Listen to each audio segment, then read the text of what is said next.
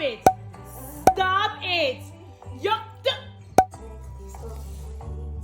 I was not prepared. I was not prepared for all the girls to pull up. What is going on? Everyone wants to know who are the Blackbird girls, so I'm here to tell you. Hello, my beautiful people!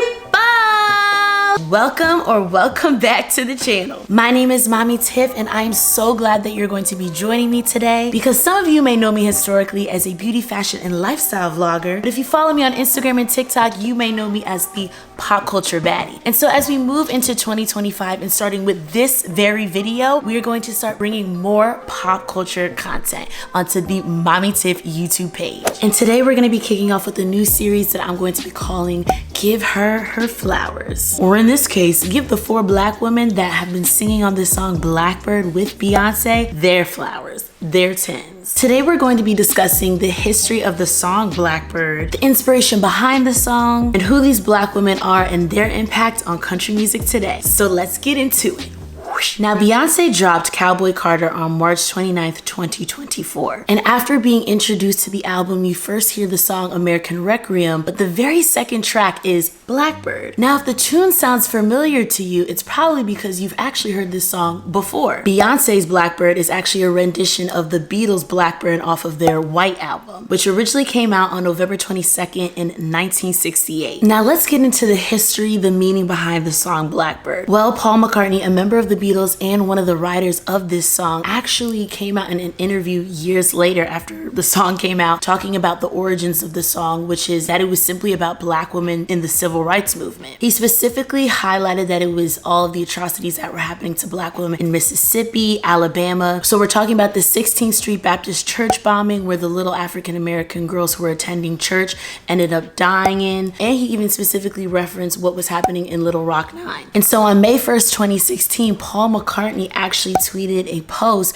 where he talked about the women who inspired him. Quote, 2 of the Little Rock 9 pioneers of the civil rights movement. Wait, so does this make these women the original Blackbird girls? Well, yes. Now let's fast forward back to the year of 2024 when Cowboy Carter came out. The Beehive was quick to figure out all of the historical meanings behind all the songs that came out on the album, and especially with this one. The power behind having a song that specifically speaks to black women, and then years later we see it be resurfaced with black women's voices on it. It's definitely a thank you to not only Paul McCartney but the Beatles, but it's also symbolic, showcasing that these particular black women singing with Beyoncé, we're only waiting for this moment to arise, quite literally. So who were these beautiful black women who were singing with Beyoncé during the halftime show and on this song? They are Tanner Adell, Brittney Spencer, Reyna Roberts, and Tiera Kennedy. And let me tell you one thing, these 4 black women have been killing it in this genre for years now. As we all know, the origins of country music does have black roots within it, but over time, black people have been getting ushered out of the genre. But these 4 black women amongst the country music genre are not gonna allow that to happen. So let's talk about the girls, who they are, what songs I love by them, and really just put y'all onto them because we need to continue to uplift black women throughout this genre and see their legacies live out. First up, we got our girl Tanner Adell, aka the Buckle Bunny. Now, Tanner grew up in 2 different places, one in Manhattan Beach in California, but also in Star Valley in Wyoming. Now, she moved to Nashville in 2021 where she released her first songs, Honky Tonk Heartbreak, and a favorite of mine, Country Girl Commandments. Now, when she dropped her first album, Buckle Bunny, which a lot of people have known her for now and why she really rose to stardom, the purpose of this album was, quote, to be Beyoncé with a lasso.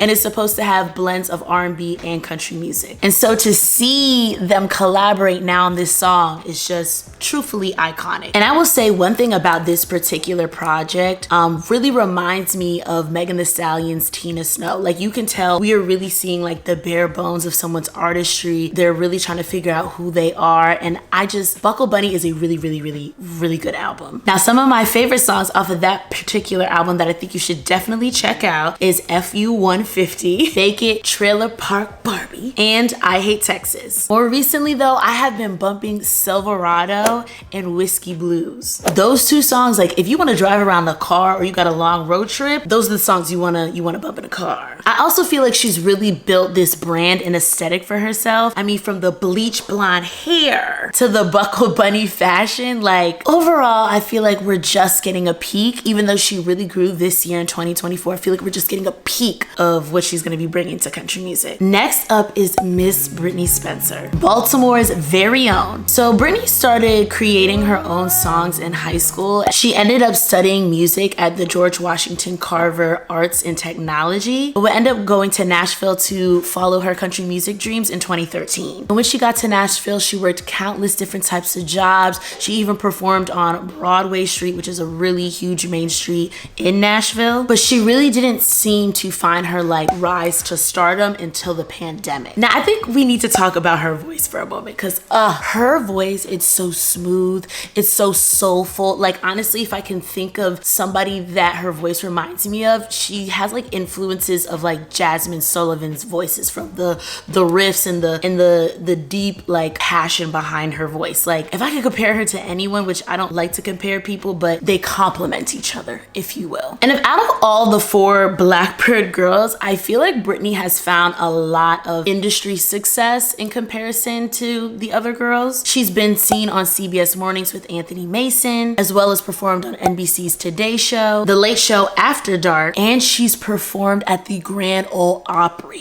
Okay, and anyone who follows country music, you know, if you perform at the Grand Ole Opry, you made it. Like that's the final boss of like, this is officially someone who's really made it in country music. Some of my favorite songs by her are Damn Right You Are Wrong. This particular song is kind of just like an F you to the haters. Sober and Skinny, I feel like there's a really important message in it. It's a great song, but I feel like she dedicated that song for the plus size girlies. Now, she did drop her debut album this year titled My Stupid Life, and off of that particular album, I do like the self-titled track, as well as New to This Town. The overall album is really good. It's honestly an album that like you would play in the car with the windows down, having your hair, you know, blowing through the wind. Like that's the vibe that I get from this album. So definitely make sure to check her out as well. Next up, we have the powerhouse of powerhouses, Miss Reyna Roberts. If I could be Ursula and steal anyone's voice in this world, it would be Reyna Roberts.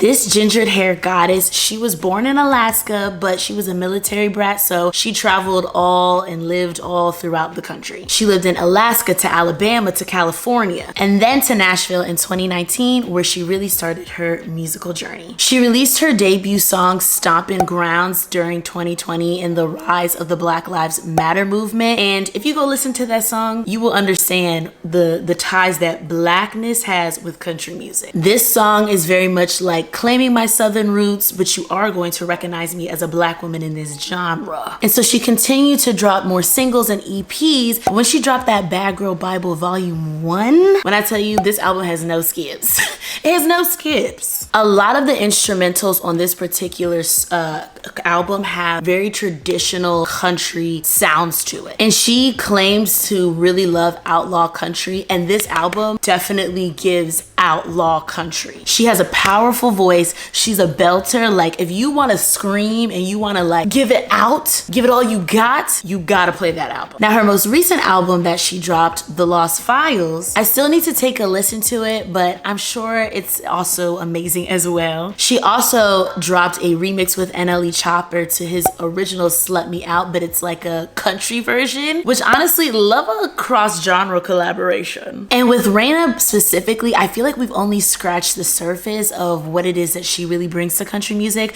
so I'm excited to continue to follow along with her journey. And the fourth angel that walked alongside Beyoncé was Miss Tiera Kennedy. If you want to smile, feel uplifted, but also have like your lover girl moments, Tiera, she's your girl. Her entire aura is very much like high positive vibes, like from her like glowing skin to her beautiful long curly hair and her sweet voice. Like she has that sweet country voice. Now Tiera is an Alabama native and she found her way into country music around the age of 16 when she wrote her very first song, and then she started making covers on her YouTube channel. Now the first song that I've ever heard of hers is Jesus, My Mama, My Therapist. That is one of my favorite songs by her. Like that song gives you butterflies in your stomach. Like when you had a middle school crush, that's the type of vibe that song gives. Now she also has performed at the Grand Ole Opry, and she recently dropped her Rooted album in September. And off of that album, I love the songs Keep Your Promises, I'd Look Good in That Truck, Can't Help My Country, Damn If He Don't Love Me, which features Jordan Sparks, and them two together.